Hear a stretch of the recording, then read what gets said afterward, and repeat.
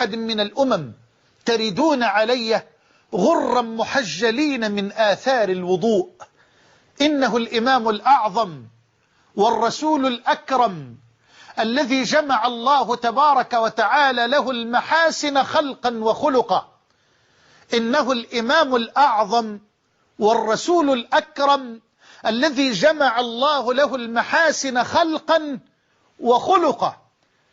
فبمجموع الآثار والأحاديث الصحيحة الثابتة في خلق رسول الله صلى الله عليه وسلم نرى أنه كان أحسن الناس خلقا وأجمل الناس وجها. كان وجهه كالقمر. نعم، كان صلى الله عليه وسلم إذا سر أي إذا فرح وسعد استنار وجهه كأنه قطعة قمر، كما قال كعب بن مالك وحديثه في الصحيحين: كان صلى الله عليه وسلم إذا سر استنار وجهه كأنه قطعة قمر، كان أبيض مليحا كأنما صيغ من فضة صلى الله عليه وسلم. كان واسع الصدر عظيم المنكبين كث اللحية، ليس بالطويل ولا بالقصير. وما أجمل قول علي: ما رأيت قبله ولا بعده أحسن منه. وما أجمل قول البراء كما في الصحيحين قال: ما رأيت من ذي لمة، واللمة بكسر اللام وتشديد الميم الشعر الذي جاوز شحمة الأذنين. قال: ما رأيت من ذي لمة في حلة حمراء أحسن من رسول الله صلى الله عليه وسلم. ما رأيت من ذي لمة في حلة حمراء أحسن من رسول الله صلى الله عليه وسلم. وما أجمل وأروع قول أبي هريرة رضي الله عنه قال: إذا نظرت إلى رسول الله صلى الله عليه وسلم كأن الشمس تجري في وجهه، كأن الشمس تجري في وجهه. وما أروع قول أم معبد حين وصفت رسول الله لزوجها فقالت عن رسول الله صلى الله عليه وسلم: رجل ظاهر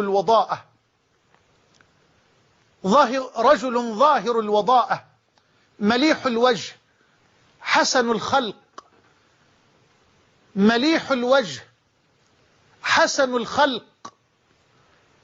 إذا تكلم علاه البهاء، وإذا صمت وسكت علاه الوقار. أبهى الناس وأجملهم من بعيد، وأحلى الناس وأحسنهم من قريب. غصن بين غصنين فهو أنظر الثلاثة منظرة. غصن بين غصنين فهو أنظر الثلاثة منظرة. ما أجمله وما أكرمه. ومع حسن الخلق أعطاه الله حسن الخلق، أعطاه الله العلم والحلم والرشد والكرم والشجاعة والمروءة والصدق والحياء والشهامة والرجولة والوفاء والإخاء إلى غير ذلك من الأخلاق. رضي الله عن أنس خادمه الأمين الذي قال، وحديثه في الصحيحين: خدمت رسول الله صلى الله عليه وسلم 10 سنين فما قال لي أف قط، وما قال لشيء صنعته لما صنعته، ولا لشيء تركته لما تركته.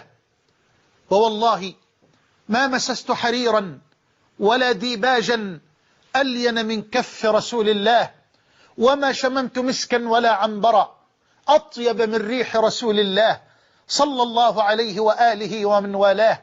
وما أجمل وأروع قول عبد الله بن عمرو، والحديث رواه البخاري وغيره من حديث عطاء بن يسار قال: لقيت عبد الله بن عمرو رضي الله عنهما فقلت: حدثني عن صفة رسول الله صلى الله عليه وسلم في التوراة. فقال عبد الله بن عمرو: أجل، والله إنه لموصوف في التوراة ببعض صفته في القرآن. يا أيها النبي إنا أرسلناك شاهدا ومبشرا ونذيرا وداعيا إلى الله بإذنه وسراجا منيرا ليس بفظ ولا غليظ ولا سخاب بالأسواق ولا يدفع السيئة بالسيئة ولكن يعفو ويصفح ولن يقبضه الله جل وعلا حتى يقيم به الملة العوجاء حتى يفتح به أعينا عميا وآذانا صما وقلوبا غلفا. هذه صفة رسول الله صلى الله عليه وآله وسلم في التوراة. إنه الإمام الأعظم والرسول الأكرم، وأستطيع أن أقف ساعات طويلة مع هذه الكلمة لأدلل عليها بمزيد ومزيد من كتاب ربنا وسنة نبينا وسيرة نبينا صلى الله عليه وآله وسلم.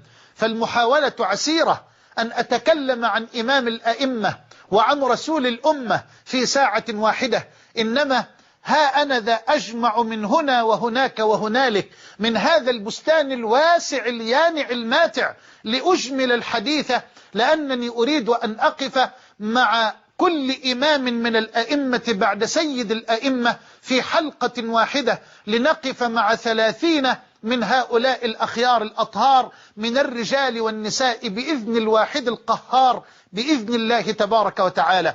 نعم، إنه الإمام الأعظم والرسول الأكرم الذي قال كما في صحيح مسلم من حديث أبي هريرة رضي الله عنه: أنا سيد ولد آدم يوم القيامة، وأنا أول من تنشق عنه الأرض، أو وأنا أول من ينشق عنه القبر، وأنا أول شافع وأول مشفع.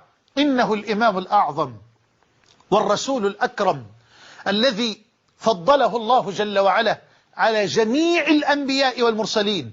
نعم، نحن نؤمن بهم جميعا بلا تفرقة من حيث أصل الإيمان، لا نفرق بين أحد من رسله من حيث أصل الإيمان بهم جميعا، من قص الله علينا منهم في قرآنه ومن لم يقصص علينا منهم في قرآنه.